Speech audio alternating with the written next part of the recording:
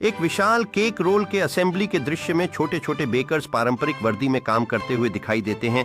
कुछ तो केक की स्कैफोल्डिंग पर ताजे स्ट्रॉबेरी काट रहे हैं, जबकि अन्य फ्रॉस्टिंग लगा रहे हैं या चीनी के क्रिस्टल छिड़क रहे हैं।